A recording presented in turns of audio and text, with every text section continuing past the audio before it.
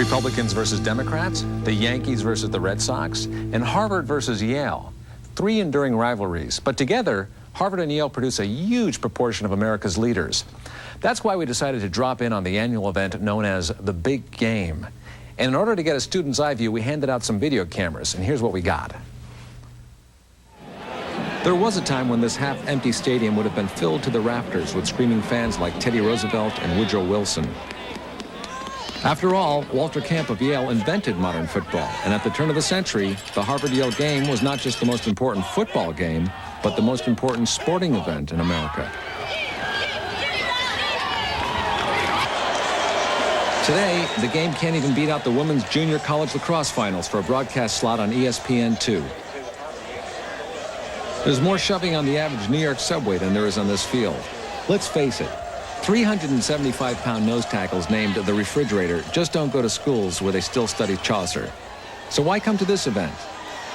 Because of these student fans. Take a look at your future presidents, CEOs, Nobel Peace Prize winners, and disgraced junk bond dealers. Hey, we don't like them so much. We don't like them that much, and it's okay. You know, they do their best, but they're not Harvard. Even Kant instantly deduced from the imperative, from the categorical imperative, that one must, if one is moral, go to Yale. It's that simple.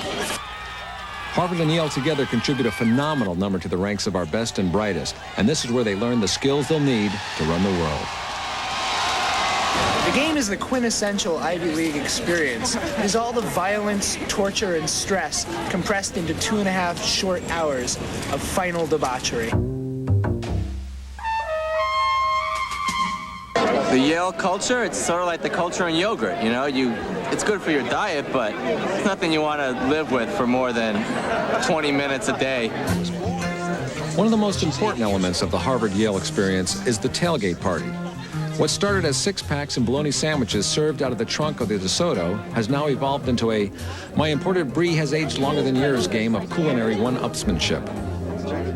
This service was about $30 a person just for the food alone, and then we have all kinds of rentals and other help. What's it coming to? Probably about $1,500 for 30 people. It goes without saying that all this food is prepared and eaten by wealthy alumni. It also goes without saying that at least one reason for all this excess is so these wealthy alumni can lord it over, the perpetually hungry student body. One more thing goes without saying. This self-same student body, world leaders in training, will come up with a creative way to assert themselves, as one of our guerrilla videotapes proves. It's fun to see all of the old alums in their mink coats cooking brave shrimp on their hibachis at their tailgates, and to realize that we'll never be one of them, hopefully. Prakash and I prefer to live the opportunistic lifestyle of tailgate scavengers. There are going to be alumni all over the country of all socioeconomic backgrounds, and some of them will have fantastic spreads of delicious viands and potables. It is this that we are going to avail ourselves of.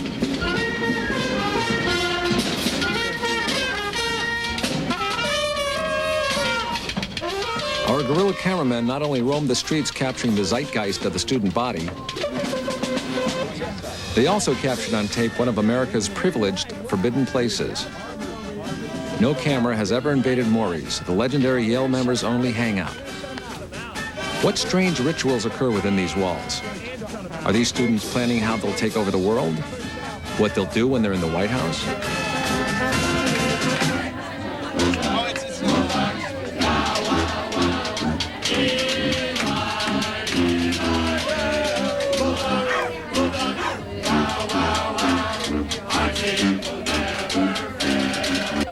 No, what these kids are doing is blowing off steam. They're having fun. They're being young and stupid. Like most of us were, I guess. It's the battle of right against barbarianism, against pseudo-lace curtain Harvard types.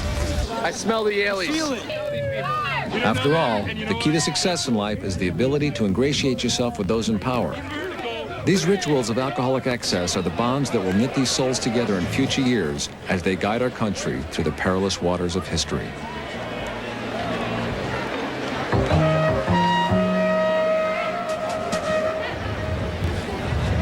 So that's what we discovered, that the Harvard Yale game is all about tomorrow's leaders daring to be stupid, really getting down to that Three Stooges level of sophistication so that by the time they graduate, they'll have gotten all this out of their system and they'll be ready to assume their places on the world stage.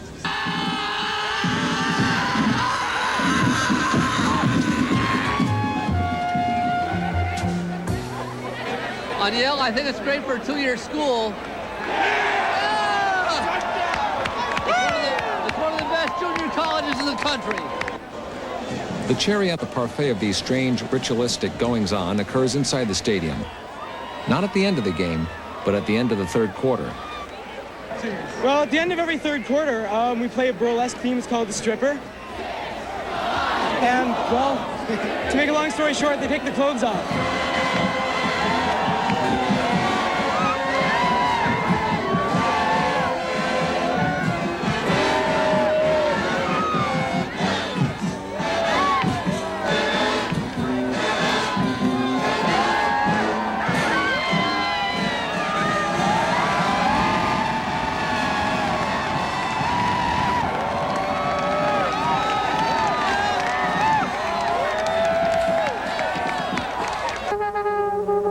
Well, there you have it. The movers and shakers of tomorrow. The promise of a new day. The cultural vanguard on point for this nation's headlong charge into the next millennium. In short, the future of the United States of America. Be afraid. Be very afraid. Coward.